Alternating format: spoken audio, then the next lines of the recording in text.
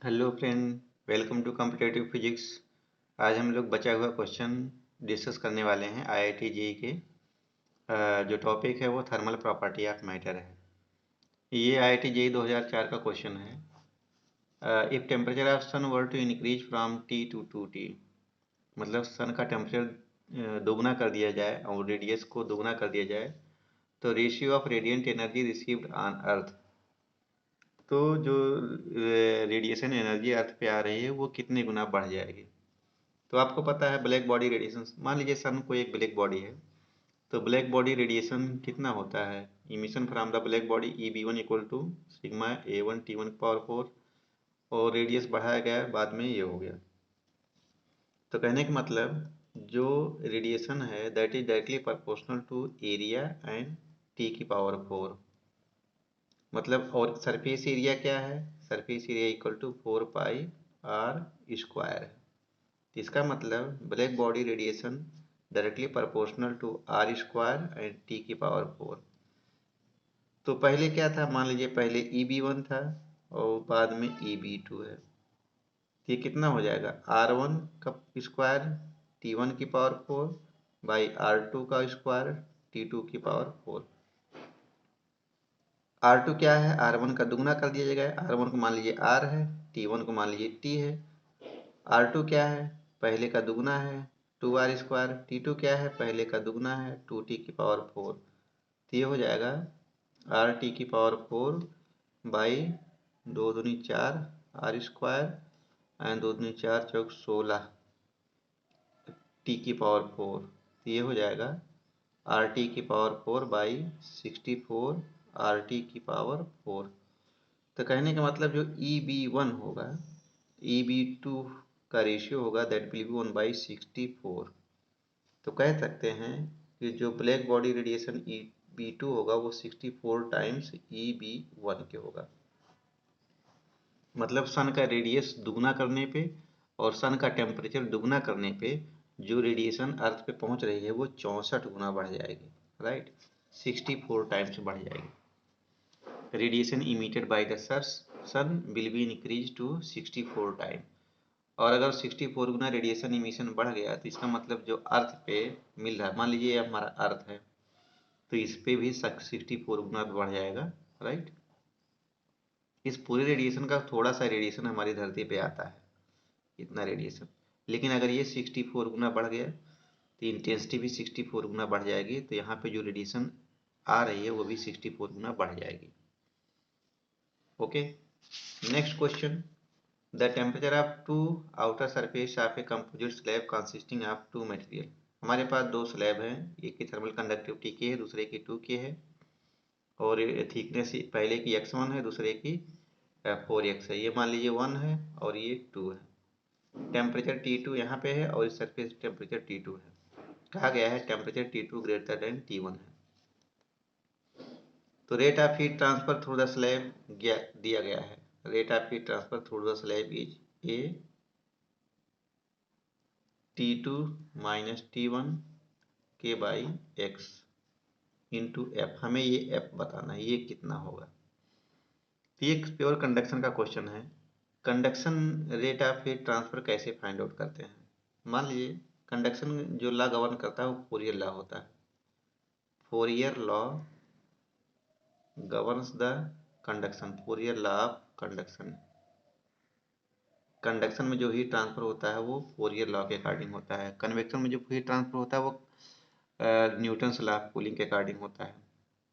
और रेडिएशन में जो हीट ट्रांसफर होता है वो स्टीफन बोल्ट्जमान लॉ के अकॉर्डिंग होता है। तो फोरियर लॉ कहता है कि rate of heat transfer is directly proportional to area perpendicular to the direction of heat transfer. मान लीजिए हमारे पास एक स्लैब है, ये स्लैब है, इसका थिकनेस मान लीजिए x है और इसका क्रॉस सेक्शन एरिया A है। अगर इसको ध्यान से देखेंगे तो ये इस तरीके से बॉडी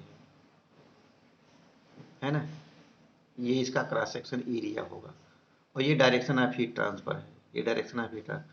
तो कहने का मतलब जो सरफेस एरिया होता है directly proportional to the area of heat transfer perpendicular direction of heat transfer. और किसके बराबर होता है, rate of heat transfer is directly proportional to temperature gradient dt by dx। मान लीजिए यहाँ पे टेम्परेचर T1 है और यहाँ पे T2 है, तो टेम्परेचर ग्रेडियंट कितना होगा, T2 minus T1 by x, यही तो हुआ। इसे हम कह सकते हैं dt बाई dx। इन दोनों को अगर मिला दें, इक्वेशन 1 है इक्वेशन 2, इन दोनों को अगर मिला दें तो हम कह सकते हैं Q equal to K A D T by D x. यही है rate of heat transfer in the case of conduction. Rate of heat transfer in conduction is governed by Fourier law of heat transfer, right? That is Q equal to Ka dt by dx। dt क्या है, temperature difference है, dx is the length of the thickness of the slab है। इसको हम एक और तरीके से मान सकते हैं। मान लीजिए हमारा ये स्लैब है, इस स्लैब का इस तरह का टेम्परेचर T1 है और यहाँ का टेम्परेचर T2 है, इसकी थिकनेस x है और यहाँ से हीट ट्रांसफर हो रही है और यहाँ पे जा रही है हीट। इसको हम मान सकते हैं इलेक्ट्रिकल सर्किट की तरह। ये हमारा सर्किट है, ये रेजिस्टेंस होगा और ये हमारा पोटेंशियल V1 है और यहाँ पे हमारा पोटेंशियल V2 है और यहाँ पे जो ट्रांसफर हो रहा है वो करंट है। तो अगर हम करंट को Q मान लें, करंट को मान लें Q, और V1 को हम टेम्परेचर T1 मान लें, V2 को टेम्परेचर T2 मान लें, तो हमारा जो रेजिस्टेंस होगा किसके बराबर होगा। देखिए क्या होता है, I इक्वल टू हमारे पास होता है डेल्टा V बाई आर। इसी तरीके से Q equal to K A D T by D X है। इसको हम मान सकते हैं Q equal to D T by R T H, thermal resistance है ना। तो ये आर टी एच किसके बराबर हो जाएगा, आर टी एच हमारा किसके बराबर हो जाएगा, डी एक्स बाई के ए के बराबर होगा। ये थर्मल रेजिस्टेंस होगा। अगर ये थर्मल रेजिस्टेंस है तो ये हो जाएगा D X by R, sorry D X by K into A. यहाँ पे बताना है कितना होगा रेट ऑफ हीट ट्रांसफर। तो यहाँ पे दो सर्किट होगा, एक ये सर्किट होगा और दूसरा ये सर्किट होगा, दूसरा ये सर्किट होगा। ये टेम्परेचर T2 है और ये टेम्परेचर T1 है। ये है RTH1 और ये है RTH2। RTH1 किसके बराबर होगा, x by K into A, K1 into ए। ये सरफेस एरिया है, ये कांस्टेंट होगा, यहाँ पे भी सेम है। और RTH2 क्या होगा, ये 4x बाई 2K इंटू ए, ये हो जाएगा। तो टोटल रेजिस्टेंस कितना हो जाएगा, ये दोनों किस में है, सीरीज में है। सीरीज में टोटल रेजिस्टेंस कितना होगा, अच्छा इस केस में जुड़ जाएगा टोटल रेजिस्टेंस, नहीं इस केस में टोटल रेजिस्टेंस जुड़ जाएगा। वो कितना हो जाएगा, x by K A plus 4x by 2Ka, x by K A plus 2x by K ए, ये हो जाएगा हमारा 3x बाई के ए। तो जो रेट ऑफ हीट ट्रांसफर होता है वो किसके बराबर होता है, delta T by R T H, thermal resistance. तो Q will be equal to delta T by thermal resistance कितना आया है, 3x बाई के ए के बराबर आया है। तो Q equal to K A, delta T को हम लिख सकते हैं T2 minus T1 by x, 3x लिख सकते हैं। तो यहाँ पे F क्या होगा हमारा, F हमारा हो जाएगा 1/3, ये हमारा हो जाएगा 1/3, राइट। ये हमारा जो है 1/3। Two concentric sphere radius R1 R2 are kept at a temperature T1 T2 respectively. The radial rate of heat transfer by conduction is proportional to, जो radial rate of heat transfer है, मतलब जो heat transfer हो रहा है वो radial direction में हो रहा है चारों तरफ, इस रेडियल डायरेक्शन में, एक्सियल डायरेक्शन नहीं हो रहा है। ये हमारे पास स्फीयर है जिसका रेडियस R1 है, ये बाड़ा का स्फीयर है जिसका रेडियस R2 है, यहाँ का टेम्परेचर T1 है, यहाँ का टेम्परेचर T2 है। तो इन दोनों के थ्रू हीट ट्रांसफर होगा इस डायरेक्शन में, इस डायरेक्शन में हीट ट्रांसफर होगा, है ना। तो बताना क्या है, radial rate of heat transfer Q किसके प्रोपोर्शनल होगा, इन्हीं चारों में से। ये IIT 2005 का क्वेश्चन है। इसके पहले अभी हम स्लैब के बारे में बात कर रहे थे, तो स्लैब के बारे में क्या था, ये थिकनेस x थी, यहाँ पे टेम्परेचर T1 था, यहाँ पे टेम्परेचर T2 था, इसकी थर्मल कंडक्टिविटी K है। तो Q किसके बराबर लिखे थे हमने, delta T by R T H के बराबर लिखे थे, थर्मल रेजिस्टेंस, है ना। तो यहाँ पे क्या था, Q equal to K A delta T by x था। तो इसी तरीके से यहाँ भी होगा। इसको डिराइव करने से चलिए इसको हम डिराइव कर लेते हैं। मान लीजिए हम एक छोटा सा स्ट्रिप लेते हैं जिसका रेडियस आर है, एट ए डिस्टेंस आर। मान लीजिए हमारा एक रेडियस है, इसका रेडियस आर है, थिकनेस है इसका डी आर। मान लीजिए इसका थिकनेस है डी आर। तो यहाँ से कितना रेट ऑफ हीट ट्रांसफर जा रही है, देखिए जो हीट ट्रांसफर इस सरफेस से जा रहा है वही हीट यहाँ से भी जाएगा और वही से इसके बाहर जाएगा। मतलब इस सरफेस से जितना हीट इंटर कर रहा है वही हीट बाहर जाएगा, है ना। इसका मतलब जो इनर सरफेस से हीट इंटर कर रहा है वही हीट बाहर भी जाएगा। इसका मतलब हीट तो हमारा कांस्टेंट है जो बाहर जा रहा है ना। हीट हमारा बाहर जा रहा है वो कांस्टेंट है। तो इस छोटे से एलिमेंट्स की वजह से कितना हीट ट्रांसफर हो रहा है, मान लीजिए डी क्यू है। डी क्यू तो क्यू के बराबर ही होगा K A into D T by D R जो कि थिकनेस है। एरिया क्या है हमारा, एरिया किसके बराबर होगा, सरफेस एरिया होगा क्योंकि ये स्फेयर है, 4 पाई r स्क्वायर। तो ये हो जाएगा Q equal to K into 4 pi r square D T by D R. यहाँ पे हम लिख सकते हैं Q D R by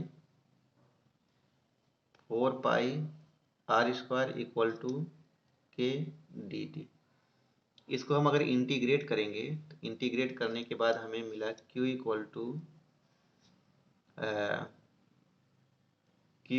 two के R1 R2 delta T by R2 minus R1, ये मिला है Q equal to 4 pi R2 minus R1। इसका मतलब Q इक्वल टू क्या हो जाएगा, delta T by 4 pi R2 minus R1 by K R1 R2। तो थर्मल रेजिस्टेंस हमारा कितना हो गया, 4 पाई R2 minus R1 by K R1 R2। तो हम ये कह सकते हैं the rate of heat transfer के कांस्टेंट है, हमारा डेल्टा टी कांस्टेंट है, 4 पाई कांस्टेंट है, तो Q will be directly proportional to R1 R2 by R2 minus R1। यहाँ से हम लिख सकते हैं ये, है ना। यहाँ से हम लिख सकते हैं जो रेट ऑफ हीट ट्रांसफर होगा that will be proportional to R1 R2 by R2 minus R1। ये इक्वेशन है, इसी को सॉल्व कर सकते हैं। इसको सॉल्व करिए तो ये हो जाएगा, इसका इंटीग्रेशन कितना हो जाएगा, Q बाई 4 पाई 1/r हो जाएगा और R2 से R1 इंटीग्रेट करना है, ये हो जाएगा K into delta T, K into delta T. इसी को अगर हम सॉल्व करेंगे तो हमारे पास ये इक्वेशन आएगा। तो in the case of spherical coordinate system, जैसे हमने कार्टेशियन कोऑर्डिनेट सिस्टम में देखा था Q equal to K A delta T by D X, या इसको हम सकते हैं delta T by R T है। जैसे पोटेंशियल डिफरेंस बाई रेजिस्टेंस है वैसे यहाँ पे temperature difference by thermal resistance है। ये थर्मल रेजिस्टेंस किसके बराबर है, एक्स बाई के ए के। उसी तरीके से स्फेरिकल कोऑर्डिनेट सिस्टम में जो रेट ऑफ हीट ट्रांसफर होता है वो कितना होता है, कितना होता है के R1 R2 delta T by 4 pi R2 minus R1, ये होता है। थर्मल रेजिस्टेंस हमारा ये हो जाएगा, राइट, थर्मल रेजिस्टेंस ये हो जाएगा। Assuming sun to be spherical body of radius r at a temperature of T Kelvin, evaluate total radiant power incident on earth at a distance r from the sun। मान लीजिए हमारे पास एक सन है, यहाँ पे ये सन है, इसका रेडियस हमारे पास r है और इसका टेम्परेचर T दिया हुआ है। क्योंकि इसका टेम्परेचर बहुत ज़्यादा है इस वजह से ये रेडिएशन को इमिट करता है। Radiations in the form of electromagnetic wave को ये इमिट करता है चारों डायरेक्शन में, चारों डायरेक्शन में रेडिएशन इमिट हो रहे हैं, है ना। ये चारों डायरेक्शन में रेडिएशन इमिट हो रहे हैं, ये पूरे ब्रह्मांड में फैलते हैं। इसमें किसी रेडियस पे मान लीजिए यहाँ पे अर्थ इसके चारों तरफ चक्कर लगा रहा होता है, मान लीजिए यहाँ पे अर्थ है, ये अर्थ है, तो जब चारों डायरेक्शन में रेडिएशन इमिट हो रहा है तो अर्थ तो हर जगह है नहीं, हर अर्थ तो कहीं पे होगा। मान लीजिए अर्थ यहाँ पे है, तो अर्थ इस रेडिएशन का कुछ ही % एब्जॉर्ब कर पाता है। ये जो एब्जॉर्ब कर रहा है, ये क्रॉस सेक्शन एरिया यहाँ इतने रेडियस में ये एब्जॉर्ब कर पाता है। मान लीजिए अर्थ का डिस्टेंस है r, और अर्थ का जो रेडियस है उसको मान लीजिए r0 है। तो ये बताना है कि अर्थ कितना रेडिएशन को रिसीव कर रहा है। ये मान लीजिए 100 जूल इमिट कर रहा है, यहाँ से 100 जूल निकल रहा है चारों डायरेक्शन में। तो अर्थ तो सिर्फ यहाँ पे है ना, इस एरिया में खाली है। अर्थ उस 100 जूल का कितना भाग जो है रिसीव कर रहा है या गेन कर रहा है, ये बताना है। तो अच्छा देखो, मान लीजिए ब्लैक बॉडी है, इस ब्लैक बॉडी से कितना रेडिएशन इमिट हो रहा है, उसका टेम्परेचर T है, सरफेस एरिया 4πr² है। तो सिग्मा A इंटू टी की पावर 4, इतना रेडिएशन यहाँ से निकल रहा है, इतना रेडिएशन यहाँ से निकल रहा है, राइट। अच्छा, ये रेडिएशन कहाँ जा रहा है, इस पूरे सरफेस एरिया में जा रहा है। ये रेडियस अगर r है हमारा, तो इसका मतलब 4πr², इस पूरे सरफेस एरिया में कितना रेडिएशन जा रहा है, सिग्मा A इंटू टी की पावर 4, या सिग्मा A क्या लिख सकते हैं, 4πr² टी की पावर 4। इतना रेडिएशन इतने सरफेस एरिया में फैला हुआ है, इतने सरफेस एरिया में इतना रेडिएशन फैला हुआ है, तो 1 मीटर स्क्वायर में कितना रेडिएशन फैला होगा, सिग्मा इंटू 4πr² टी की पावर 4 बाई 4πr² में। भाई इतने में इतना फैला हुआ है, तो 1 मीटर में कितना फैला, इतना फैला होगा। उसी इसी में से इतना भाग जो है अर्थ का है। अर्थ कितना ले रहा है, तो अर्थ का क्रॉस सेक्शन एरिया कितना है, अर्थ का रेडियस दिया हुआ है, तो क्रॉस सेक्शन एरिया अर्थ को अगर देखा जाए तो ये एक सर्किल की तरह दिखाई पड़ेगा। तो इस सर्किल का जो क्रॉस सेक्शन एरिया होगा वो कितना होगा, πr0² होगा ना। तो πr0 में कितना मिल रहा है, 1 मीटर में इतना मिल रहा है, तो πr0 में कितना मिल रहा है, इसी से मल्टीप्लाई कर दो, सिग्मा 4πr² टी की पावर 4 बाई 4πr²। 4π से 4π कैंसिल हो गया, तो ये कितना हो जाएगा, πr0² सिग्मा r² की पावर टी की पावर 4 बाई r²। ये इतना रेडिएशन जो है अर्थ रिसीव कर रहा है। इसका आंसर बी होगा। ये IIT 2006 का क्वेश्चन है, ये बहुत अच्छा क्वेश्चन है।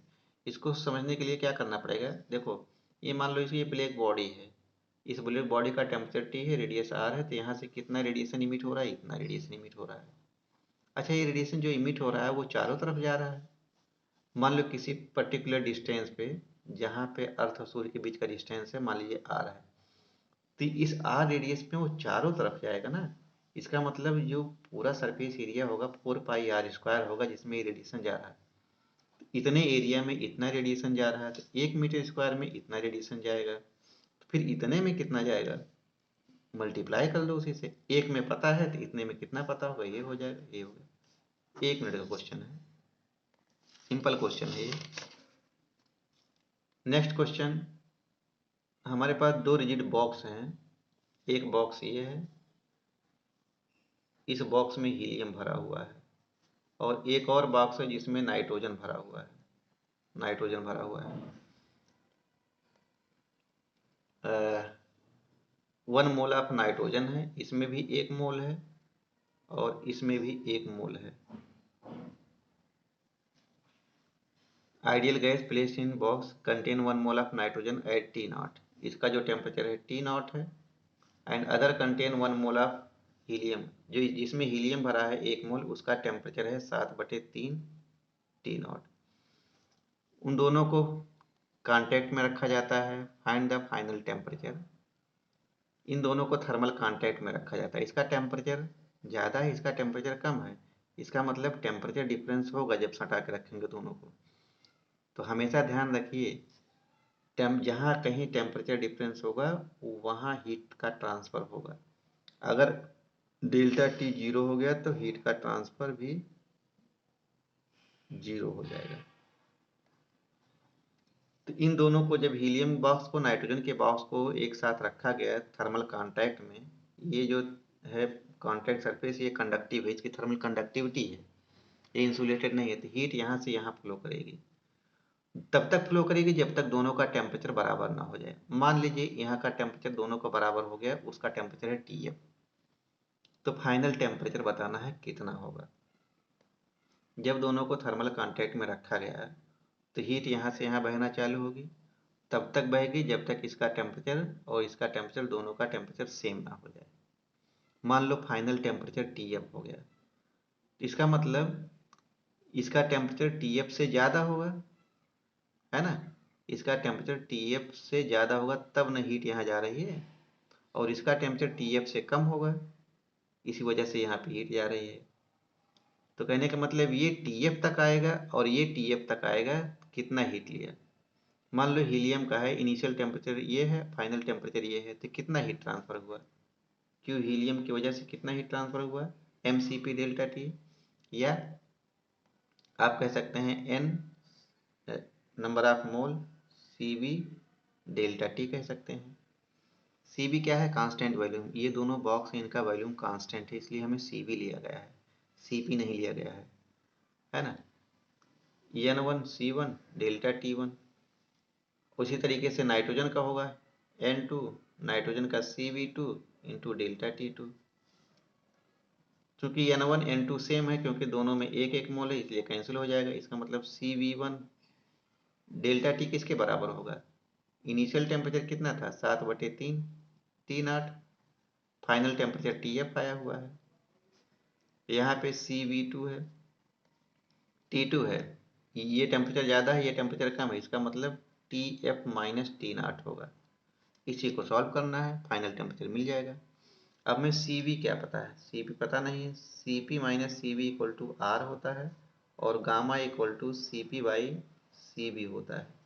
तो यहाँ पे Cp की वैल्यू रखिए, ये हो जाएगा गामा इंटू Cv, यहाँ पे रखिए तो ये हो जाएगा gamma Cv minus Cv equal to R। तो हम लिख सकते हैं Cv equal to R by gamma minus 1। अच्छा, गामा क्या होता है, gamma equal to 1+2/f। F क्या होता है, डिग्री ऑफ फ्रीडम, और गामा क्या है, एटॉमिसिटी, राइट, या स्पेसिफिक हीट रेशियो कह सकते हैं। हीलियम मोनो एटॉमिक गैस है, तो हीलियम का जो डिग्री ऑफ फ्रीडम होगा कितना होगा, 3 होगा। तो इसका मतलब गामा हीलियम का कितना हो जाएगा, 2/3 5/3 हो जाएगा। और नाइट्रोजन क्या है, डाई एटॉमिक मॉलिक्यूल है, इसका डिग्री ऑफ फ्रीडम 5 होता है, तो गामा नाइट्रोजन का कितना हो जाएगा 1+2/5, राइट, 1+2/5, ये हो जाएगा 7/5। तो यहाँ पे रखिए Cv हीलियम का कितना हो जाएगा R by gamma minus 1, gamma कितना है 5/3 - 1, ये हो जाएगा R इंटू 3/2। इसी तरीके से हमें Cv नाइट्रोजन का निकालना है, तो Cv नाइट्रोजन कितना हो जाएगा R by gamma minus 1, gamma कितना है 7/5/1, तो ये हो जाएगा 5R/2। यहाँ पे रख दीजिए, Cv हीलियम का है 3/2 R 7/3 T0 minus Tf, nitrogen का कितना है 5/2 R Tf minus T0, R से R कैंसिल हो गया, 2 से 2 कैंसिल हो गया, ये हो गया हमारा अंदर 3 अंदर जाएगा तो ये हो जाएगा 7 T0 माइनस 3/2 Tf, और ये कितना हो जाएगा 5 Tf माइनस 5 T0। तो यहाँ से Tf फाइंड आउट करना है, ये 5 इधर ले आइए तो ये हो जाएगा 2 T0, और ये हो जाएगा 5 Tf माइनस 3/2 Tf, ये हो जाएगा 5 दूनी 10 में से 3 के 7, 7/2 Tf। तो Tf will be equal to 4 T0/7, 4 T0/7। यहाँ पे कहीं मिस्टेक हुआ है, 5 दूनी 10 में 7, there are some mistake here, ये होगा हमारा 3/2 T0 के बराबर होगा। अच्छा, ये माइनस है, यहाँ पे आएगा 7/, ये 12 हो जाएगा, 7/12, 12 TF है ना। और ये हो जाएगा, ये 7 है और ये 5 है, 7 5 12, और ये हो जाएगा 7/2, तो ये हो जाएगा 7/2 TF। ये T0 है। तो यहाँ पे हम लिख सकते हैं TF will be equal to 3/2 T0, 3/2 T0। Okay, next question. One end of thermally insulated rod is kept at a temperature T1 and T2। ये थर्मली इंसुलेटेड रॉड है, इसका एक एंड टेम्परेचर T1 है, दूसरा T2 है। And rod is composed of 2 section of length L1 L2। Thermal conductivity K1 K2 है। Temperature at the 2 section, यहाँ पे टेम्परेचर बताना है TF। मान लीजिए यहाँ का टेम्परेचर TF है। अच्छा, इसमें कंडक्शन ही तो हो रहा होगा, जितना हीट यहाँ से अंदर गई वही हीट यहाँ से भी जाएगी, वही हीट यहाँ से भी जाएगी। इसका मतलब जो हीट इसमें ट्रांसफर हो रहा है वही हीट इसमें ट्रांसफर हो रहा है। इसको अगर हम दो सर्किट बनाएं, ये पहला सर्किट है और ये दूसरा सर्किट है। ये RTH1 है और ये RTH2 है। ये मान लीजिए T1 है, वोल्टेज है, ये T2 है, टेम्परेचर या वोल्टेज है। तो जो करंट यहाँ से पास हुई वही करंट यहाँ से भी जाएगी और वही करंट यहाँ से भी जाएगी। इसका मतलब जो हीट यहाँ से गई वही हीट यहाँ से भी गई। इसका मतलब ये Q1 Q2 के बराबर होगा। अब Q1 में कितना हीट जा रही है, ये TF है, ये T1 है, तो डेल्टा T कितना हो जाएगा, TF माइनस T1/RTH 1। अच्छा, यहाँ पे कितना हीट जाएगी, T2 माइनस TF, यहाँ का टेम्परेचर TF है, T2 माइनस TF/RTH2।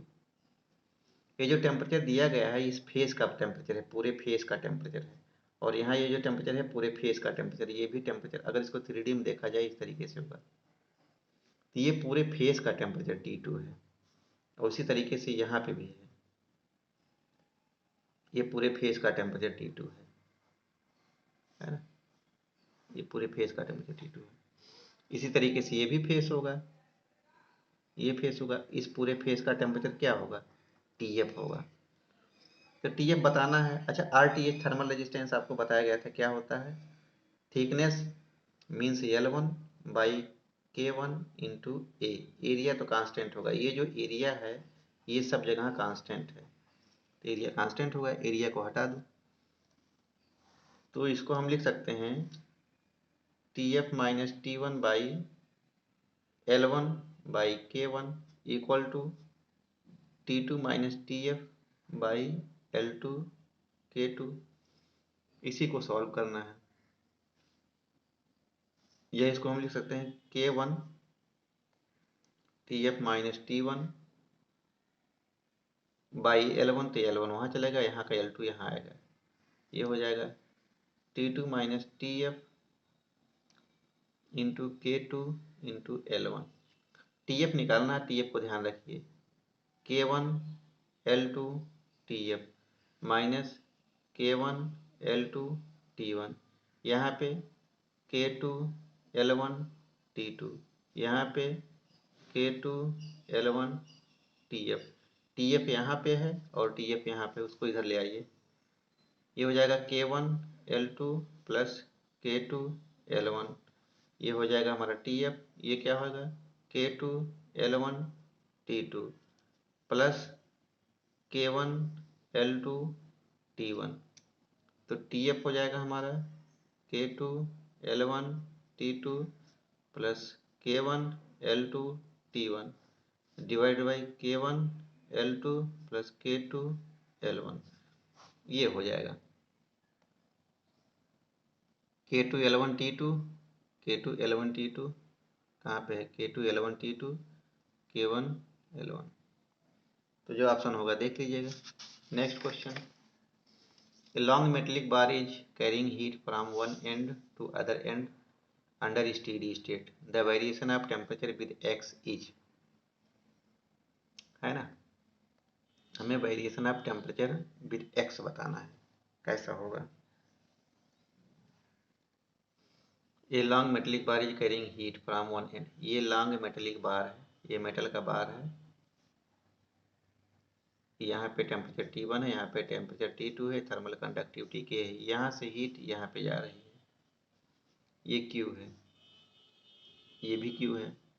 तो बताना है कि variation of temperature with x, temperature ये फंक्शन ऑफ एक्स, ये बताना है। स्ट्रेट लाइन होगा, पैराबोला होगा, कैसा होगा।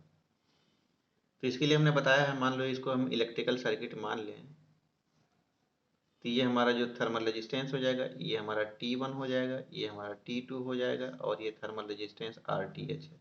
यहाँ से जो करंट आ रही है वही होगा हीट ट्रांसफर Q।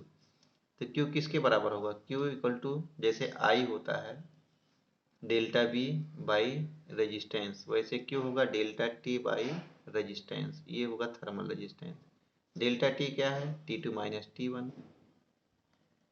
रेजिस्टेंस क्या है, ये थिकनेस, मान लीजिए x by K into A, यही होगा। इसका मतलब Q equal to K A D T by D X है ना। इसको और सिंप्लीफाई कर सकते हैं हम, D T equal to Q by K A into X D X, है ना। टेम्परेचर को एक साथ करो, एक्स को एक तरफ करो, उसके बाद इसको इंटीग्रेट करो, तो ये क्या होगा, T will be equal to Q by K A into X plus C, ये हो जाएगा।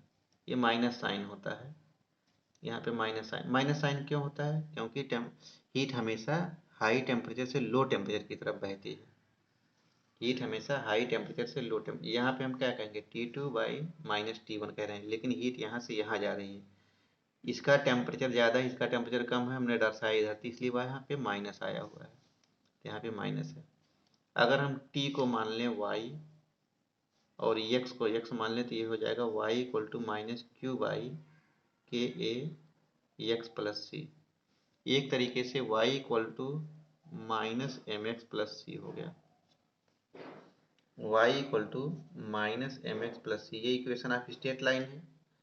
यहाँ पे जो tan थीटा होगा वो tan ऑब्ट्यूज एंगल होगा, 180 minus theta into X plus C होगा। तो यहाँ पे अगर y equal to M X plus C होता तो हम इसको ऐसे लिखते, ये हमारा ग्राफ होता, ये y एक्सिस है और ये हमारा x है और ये थीटा है, तो यहाँ पे जो m होता है वो होता है हमारा tan थीटा। लेकिन क्योंकि ये माइनस एम एक्स है तो हमारा जो स्लोप होगा वो इस तरीके से होता है, ये जो एंगल मान लीजिए थीटा है तो ये कितना होगा 180 माइनस थीटा, जो एंगल ये आता है वो पॉजिटिव एक्स एक्सिस से लिया जाता है। तो क्वेश्चन में ये वाला इस तरीके से मिल रहा है, स्ट्रेट लाइन होगा, नेगेटिव स्लोप होगा। Okay, 100 gram water is heated from 30 से 50 degree Celsius, change in internal energy ignoring slight expansion. देखो 100 ग्राम वाटर है, m इक्वल टू दिया हुआ है 100 ग्राम, 100 ग्राम का वाटर है, इसका टेम्परेचर T1 है 30 डिग्री सेल्सियस, इसका टेम्परेचर बढ़ा के 50 डिग्री सेल्सियस किया गया है। देखो यहाँ पे बॉइलिंग तो हो नहीं रहा है, एटमॉस्फेरिक प्रेशर पे, एट प्रेशर 1 बार प्रेशर पे जो बॉइलिंग टेम्परेचर होता है या सैचुरेशन उससे कह सकते हैं, वो 100 डिग्री सेल्सियस हो रहा है। तो ये जो काम हो रहा है 1 बार पे हो रहा है, तो 1 बार पे जब तक इसका टेम्परेचर 100 डिग्री सेल्सियस नहीं पहुंचेगा तब तक बॉयल नहीं करेगा। इसका मतलब 30 से 50 डिग्री तक वो इंटरनल एनर्जी बढ़ेगी, सेंसिबल होती हीट होगी। तो सीधा सीधा हम कह सकते हैं mCp delta T, mCp delta T कह सकते हैं, क्योंकि सेंसिबल हीटिंग हो रही है। तो सेंसिबल हीटिंग में जो पदार्थ है, मटेरियल है, उसका इंटरनल एनर्जी बढ़ेगा। जब 100 डिग्री के ऊपर होगा तभी बॉइलिंग होगा, तब फेज चेंज होगा, उसकी बात की नहीं गई है। तो यहाँ पे 100 ग्राम है, इसको किलोग्राम में बदल देंगे 10 पावर माइनस 3। Cp कितना है 4184 है, टेम्परेचर 50 माइनस 30 है 20, तो ये हो जाएगा 100 10 power minus 3 into 4184 into 20, right. तो ये कितना हो जाएगा, इसको 2 से गुणा करो, इसको हम 4.1 कर लेते हैं, इसको 2 से गुणा करेंगे, 2 चौक 8, 2 8 16, 2 1 2, 1 3, 2 चौक 8, 8.3 इंटू 10⁻3, या इसको हम नीली कह सकते हैं 8.4 किलो जूल, ये हो जाएगा।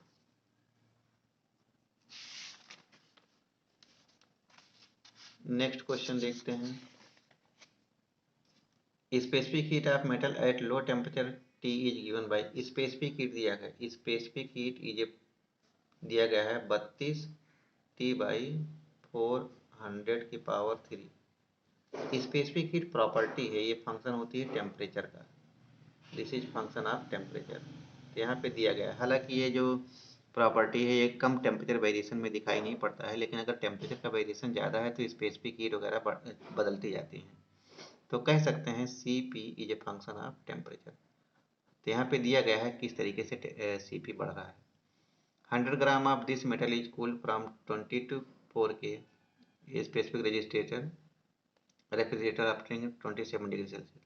Amount of work required to cool the vessel, इस वेजल को कूल करने के लिए कितना वर्क रिक्वायर्ड होता है। वर्क क्या होता है, work will be equal to the energy, जितना एनर्जी निकालेंगे उतना ही वर्क चाहिए होता है। अच्छा, Cp दिया है तो एनर्जी कितना हो जाएगा, Q या E कितना हो जाएगा, mCp dt के बराबर हो जाएगा। mCp dt के बराबर होता है। छोटे से स्मॉल एलिमेंट के लिए dE निकालना पड़ेगा, है कि नहीं। मतलब थोड़े से हीट के लिए जो एनर्जी रिक्वायर्ड होगी वो dE होगी, mCp dt होगी। तो dE बराबर किसके होगा, mCp दिया हुआ है 32 T/400⁻³ इंटू dt। तो टोटल एनर्जी कितनी होगी, इसी को इंटीग्रेट करना पड़ेगा। तो टोटल एनर्जी कितनी हो जाएगी, m इंटू 32/400⁻3, इसको हम TQ/dt मान लेते हैं। और टेम्परेचर कहाँ से कहाँ तक वेरी कराना है, 20, T1 से T2। तो चलिए इसको सॉल्व करते हैं। 32m/400⁻3, ये T⁴/4 हो जाएगा। टेम्परेचर 20 केल्विन टू 4 केल्विन तक चेंज हो रहा है। इसको सॉल्व करना होगा। 32m कितना है, 100 ग्राम, 100 इंटू 10⁻−3, ये हो जाएगा 4 चौक 16, 164, 64 गुणे 10⁻6, और ये 1/4 गुणे T⁴, मतलब 4⁴ -20⁴। इसको सॉल्व करेंगे, फिर जो आएगा वो होगा 0.002 किलो जूल, 0.002 किलो, जो हीट आएगा 0.002 किलो जूल। इतना ही वर्क देना पड़ेगा। Okay, next question. A wooden wheel of radius r is made of 2 sector. हमारे पास वुडन व्हील है, एक व्हील ये है, 2 सेक्टर में बना हुआ है, एक व्हील ये है और दूसरा व्हील ये है, सेक्टर है दोनों का। जैसे बैलगाड़ी में होता है, बड़ा सा चक्का होता है। अच्छा, उसको बांधने के लिए हमारे पास एक मेटल का स्ट्रिप है, ये मेटल का स्ट्रिप है, इसका भी कुछ थिकनेस है ना। पहले तो इससे कम रेडियस में बनाया जाता है, लेकिन इसको गर्म किया जाता है, ये एक्सपेंड करता है, गर्म होने के बाद जब फैलता है तो इसके ऊपर चढ़ा देते हैं। जैसे ठंडा होता है तो इसको चपका देता है इन दोनों को, मतलब एक तरीके से यहाँ फोर्स लगाएगा, एक तरीके से यहाँ फोर्स लगाएगा, तो दोनों ब्लॉक आपस में चपक जाते हैं। तो बताना क्या है कि कितना फोर्स ये लगा रहा है। ये मेटल का स्ट्रिप है, इसका मॉडुलस ऑफ इलास्टिसिटी ई दिया हुआ है, इसका थर्मल कोफिशिएंट ऑफ अल्फा दिया हुआ है और डेल्टा टी दिया हुआ है। मतलब जहाँ गरमाने के बाद मान लीजिए 100 डिग्री सेल्सियस तक गरमाए, उसके बाद छोड़ दिए तो ठंड होकर रूम टेम्परेचर तक आएगा, 30 डिग्री सेल्सियस तक आएगा तो सिकुड़ेगा। सिकुड़ने के बाद क्या होगा बाबू? सिकुड़ने के बाद होगा ये इन दोनों ब्लॉक को चिपका देगा इस तरीके से, है ना। तो बताना है अच्छा चिपकाएगा कैसे, चिपकेंगे बिना किसी फोर्स के थोड़ी चिपकेंगे, ये ऊपर से एक फोर्स लगाएगा एक नीचे से फोर्स लगाएगा बाबू, तो दोनों इसी वजह से ये दोनों ब्लॉक्स चिपक जाएंगे, है ना। तो फोर्स कितना लगा ये बताना है। तो आपको पता है कि जो यंग मॉडुलस ऑफ इलास्टिसिटी होती है किसके बराबर होती है? स्ट्रेस बाई स्ट्रेन के। अरे ये पढ़ा होगा ना हुक्स लॉ में, ई एप्सिलॉन, ये स्ट्रेस है, ये यंग मॉडुलस ऑफ इलास्टिसिटी, ये स्ट्रेन है, ये तो पढ़ा होगा। स्ट्रेस क्या होता है? Force by cross section area, है ना। स्ट्रेन क्या होता है? Change in length by original length, यही तो होता है। तो यहाँ पे रखो यंग मॉडुलस ऑफ इलास्टिसिटी क्या है? फोर्स बाई, या इसको छोड़ो, इसे रखो, छोड़ो इसको। देखो स्ट्रेन क्या होती है, मान लीजिए अगर इसको काट के फैलाया जाए तो ये इतना बड़ा दिखाई पड़ेगा, ये जो पत्ती है। इनिशियल लेंथ एल है, इसका टेम्परेचर डेल्टा टी बढ़ाया गया, इसका थर्मल कोफिशिएंट अल्फा है, तो फाइनल लेंथ क्या हो जाएगी? Initial length plus 1 plus alpha delta T होगा, यही तो होगा। अरे L not 1 plus alpha delta T, temperature बढ़ाने की वजह से थोड़ा सा फैल जाएगा, तो इसको हम लिख सकते हैं L F minus L naught equal to L naught alpha delta T.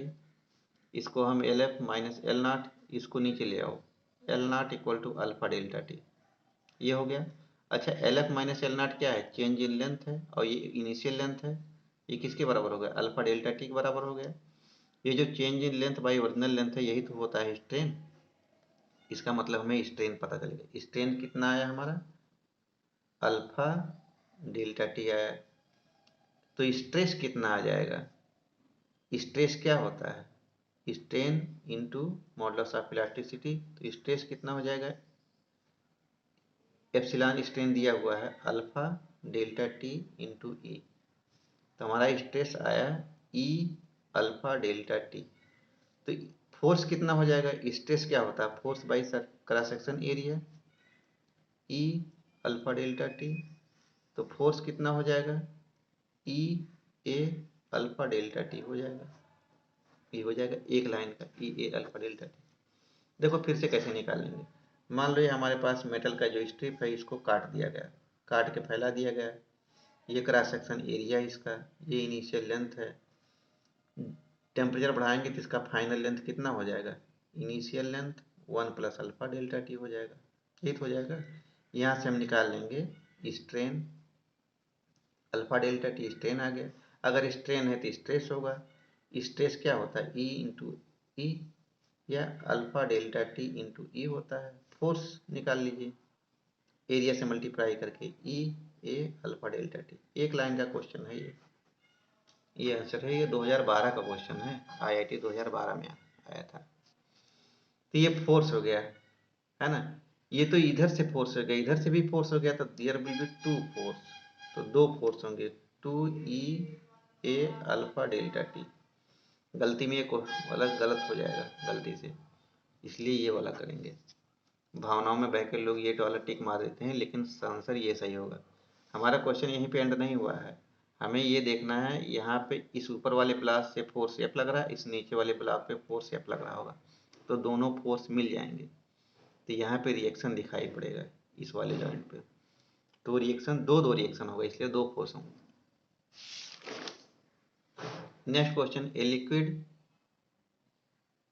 In a beaker temperature theta T is time, theta ना सराउंड। अरे एक बीकर में कोई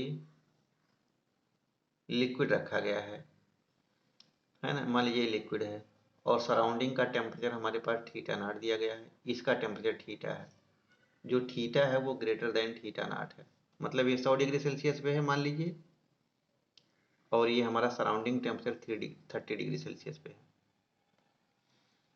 एक चीज़ है, थीटा जो फंक्शन होगा वो टाइम का फंक्शन होगा, मतलब ये इसके पहले वाली वीडियो मैंने बता चुका है, यहाँ पे जो टेम्परेचर होगा वो टाइम के साथ वेरी करेगा। मान लो ये आपका कप है, इसमें चाय रखा हुआ है 100 डिग्री सेल्सियस पे, जैसे ही आप कप को सराउंडिंग में रखें, टेबल पर रखते हैं, तो सराउंडिंग का टेम्परेचर 30 डिग्री सेल्सियस है। टी इक्वल टू 0 सेकेंड पे जो डेल्टा टी होगा, मतलब डेल्टा थीटा टेम्परेचर डिफरेंस होगा, वो 70 डिग्री सेल्सियस होगा। कुछ सेकंड बाद, मान लीजिए 10 सेकंड बाद, ये जो टेम्परेचर होगा ये घट जाएगा, 80 हो जाएगा। तब डेल्टा थीटा कितना हो जाएगा, 50 डिग्री सेल्सियस हो जाएगा।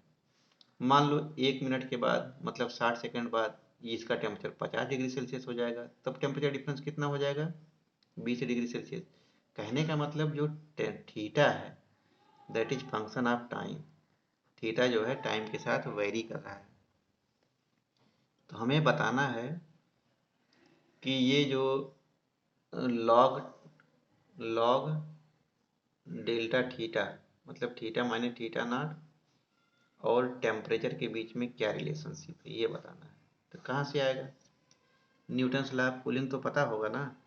न्यूटन्स लॉ ऑफ कूलिंग क्या कहता है, न्यूटन्स लॉ ऑफ कूलिंग का जैसे जैसे रेडियो एक्टिव एलिमेंट की बात करते हैं, रेडियो एक्टिव एलिमेंट डीके होता है, तो जो रेट ऑफ डीके होता है, मान लीजिए dN/dt है, वो किसके बराबर प्रोपोर्शनल होता है, जो मास बचा हुआ है उसके प्रोपोर्शनल होता है। इसी तरीके से जो rate of change of temperature है, rate of decay of temperature है, d(θ/dt), यहाँ पे भी माइनस होता है, यहाँ पे माइनस होता है। वो डायरेक्टली प्रोपोर्शनल टू द उस समय टेम्परेचर डिफरेंस क्या है। जैसे उस समय कितना मास बचा हुआ है, वैसे उस समय कितना टेम्परेचर डिफरेंस है, वो थीटा माइनस थीटा नॉट है। बस यही तो डिराइव करना था, खत्म। इसको हम और सिंप्लीफाई कर सकते हैं, -d(θ/dt) इक्वल टू के कांस्टेंट मान लेते हैं, थीटा माइनस थीटा नॉट। अब इसको सिंप्लीफाई करो, थीटा और टी के बीच में रिलेशन देखना है, तो थीटा जितना जहाँ जहाँ उसको एक तरफ लाइए, टी को अदर तरफ ले आइए। यहाँ पे थीटा है, यहाँ पे थीटा माइनस थीटा नॉट है, equal to minus K D T. अब इसको इंटीग्रेट कर दो, तो ये क्या हो जाएगा, ln theta minus theta naught equal to minus K T plus C constant आ गया। अगर इसको हम y मान लें और t को x मान लें, तो माइनस के एक्स प्लस सी हो गया कि नहीं हो गया, माइनस के एक्स प्लस सी हो गया। तो कहने का मतलब ये हमारा स्ट्रेट लाइन होगा, लेकिन निगेटिव स्लोप के साथ होगा। यहाँ पे देखिए ये वाला होगा, ये जो स्लोप है वो निगेटिव स्लोप होगा, इसको ऑब्ट्यूज एंगल कहते हैं। अगर ये थीटा है तो 180 माइनस थीटा होगा, तो ये जो स्लोप होगा ये कितना हो जाएगा, tan 180 माइनस थीटा, ये हो जाएगा। Next question, a piece of metal is heated to temperature T and then allowed to cool in room in which temperature is T naught. तो हमें ये ग्राफ बताना है, कैसा ग्राफ आएगा। फिर से वही क्वेश्चन है, मान लो हमारे पास एक बॉल है, ये मेटल का बॉल है, इसको भट्ठी से निकाला गया है। तो इनिशियली इसका टेम्परेचर मान लो T नॉट है और सराउंडिंग का टेम्परेचर T इनफाइनाइट है। मान लो ये 1000 डिग्री सेल्सियस पे है और ये 30 डिग्री सेल्सियस पे है। T इक्वल टू 0 सेकेंड पे जिस समय इसको भट्ठी से निकाला गया है, तो टेम्परेचर डिफरेंस कितना होगा, 1000 माइनस 30, 997 डिग्री सेल्सियस होगा, 970 डिग्री सेल्सियस होगा।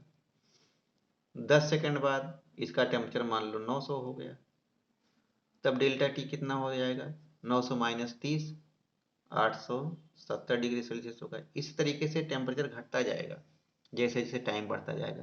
कहने का मतलब जो डेल्टा टी है वो फंक्शन ऑफ टाइम है ना। अब वो किस तरीके से वेरी कर रहा है ये बताना है, यही बताना है। तो जैसे पिछले वाले क्वेश्चन में हमने क्या किया था कि जो rate of decay of temperature है D T by D tau, tau को टाइम है, that is directly proportional to उस समय टेम्परेचर डिफरेंस कितना है। मान लो टी इक्वल टू 10 सेकंड पे कह रहे हैं, तो टेम्परेचर डिफरेंस कितना हो जाएगा, टी माइनस टी इनफाइनाइट, यही तो होगा। किसी टाइम टी पे मान लो टेम्परेचर इसका टी है, ये सराउंडिंग सराउंडिंग तो फिक्स रहेगा, यही होगा। इस प्रोपोर्शनलिटी कांस्टेंट को हटाएंगे तो D T by D tau will be equal to minus K T minus T infinite. जितने जहाँ जहाँ टेम्परेचर उसको एक साइड कर दो, जहाँ जहाँ टाइम उसको अदर साइड कर दो, क्योंकि हमें टेम्परेचर और टाइम के बीच में रिलेशन देखना है। तो डी टी बाई नीचे आएगा T minus T infinite equal to minus K D T. इसको इंटीग्रेट कर दो तो हो जाएगा L M T minus T infinite equal to minus K T plus C constant आएगा।